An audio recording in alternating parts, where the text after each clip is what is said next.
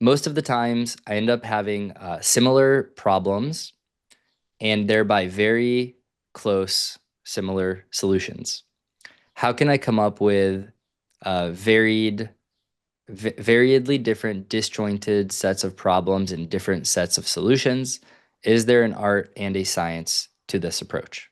Okay, so my frameworks, the way my framework tries to help with this problem, specifically the problem of my problems are too similar and therefore my solutions end up being too similar, and therefore I will get dinged on creativity on solutions, and I might get also dinged on problems because I wouldn't have explored breadth of problems. So my framework addresses that problem or that challenge by suggesting that once you pick your persona at the end of the segmentation section, that you take the time to map out a very basic journey for the chosen persona that has some kind of beginning, middle, and end.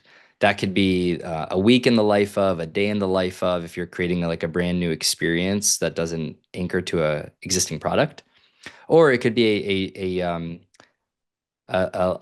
day in the life of, or um, a journey map for an existing product. Like if you're asked to improve an existing product, your user journey can anchor to more of like how that persona that you selected engages with the product today.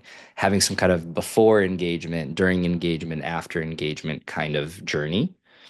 And then if you can establish some kind of journey for the persona, and you could aim to identify one meaty people problem, like a real pain point, a real frustration, something that bothers them in the beginning, the middle, and the end of whatever that journey is, that'll give you the best odds of finding some breadth of problems that don't really overlap with each other. Okay.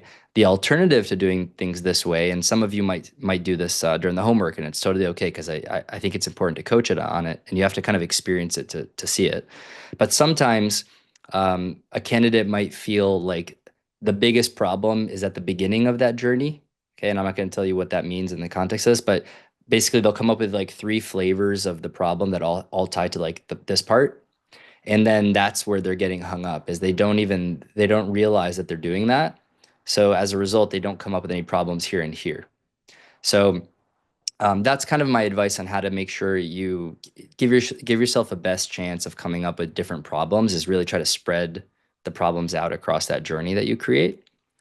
It doesn't mean that you need to be equally excited about all the problems. Like if one of those problems feels kind of like underwhelming to you, that's fine. Like, the whole point is you want to demonstrate breadth.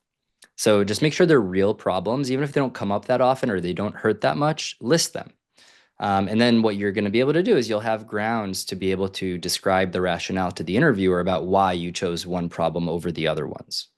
The other benefit of this approach, getting into solutions now, is that if you have one meaty problem per part of the user journey, then when you get into the solutions, now you've given yourself a very wide aperture to explore a varied set of solutions with creativity, because you didn't tunnel in too specifically on one problem. You kind of kept the problem broad enough to encompass almost like the most important pain point at that entire step of the journey, right?